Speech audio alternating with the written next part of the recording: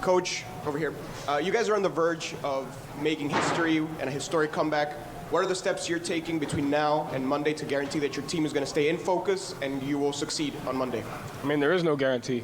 We just have to understand why we're still alive, and the mindset doesn't shift, and so you just can't relax. What'd you draw up there on that final play, and how heady a play was that? Was Derrick to see that opening and cut to the rim to go for that offensive rebound? Yeah, really just tried to get it to a spot where we can take 1 or 2 dribbles and get a shot, and they did a good job of denying with the inbounder, which is always a hard read. But at the end of the games like that, our guys talk about just crashing at the end of the game, giving it a chance, and D. White made a great play. Smart made a great play, getting open to get a shot off, and D. White made a great play. Joe, what went through your mind? Did you know it was good? I had no idea. No. What went through your mind when it was ruled? Nothing? Game 7. Coach, how would you describe the personality of this team? I mean, you were down 3-0. It seemed like you guys, from what we saw on the court, you seemed a little disconnected. All of a sudden, you come together and you force a Game 7. How would you describe the personality of your club? Yeah, they're just resilient. I've said it throughout the year. That's one of the best locker rooms I've ever been a part of. It starts with them. They have a togetherness. They have a connectivity. And, they just, at the hardest times, they, stick by each other. And they've done that for a long time. And so credit to them. Joe, you talk about three-point shooting. You shot 20%, outscored by 21 at the three-point line. How do you pull off a win when there's that big of a disparity for you guys? Just figure it out. Just make plays. Each guy on that team just made plays down the stretch. And, obviously you have to have some luck on your side. They missed some open shots. We missed some open shots. But you just got to stay in the fight and make the next best play you can. And I thought each guy on the team did that. Joe, you guys were up 10 with about 4 minutes left. What did you see over that stretch there where you went about 0 for 6 over the next, string of possessions there? I saw all 6 bricks. They went zone, slowed us down a little bit. We got some really good looks. Just didn't make them, but we kept chipping away at it. I liked just the resiliency that the guys played with. We had some opportunities to crash.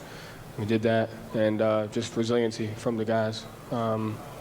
That's it. You said looking at Game 7, we got to remember what got us here. How did you guys get here? Only 4 teams in NBA history have even forced a Game 7 down 0-3. Faith, love, togetherness, physicality, belief, hope, all those things combined. But it starts with the locker room. So those guys had a choice to make, and they chose to believe in each other. Joe, you've remained incredibly steady throughout this entire series, and the team has continued to re-emphasize locking in and being together. So how do you feel like the tone that you set here allows the team to not panic in these huge moments? Yeah, I mean, it is what it is. And so I think we just feed off each other in that standpoint of these are the circumstances, and what do we have to do to figure it out? And it starts with them. And so each one of those guys, like I said, goes into a different level of who they are as a person and as a player, and starts with them in the locker room.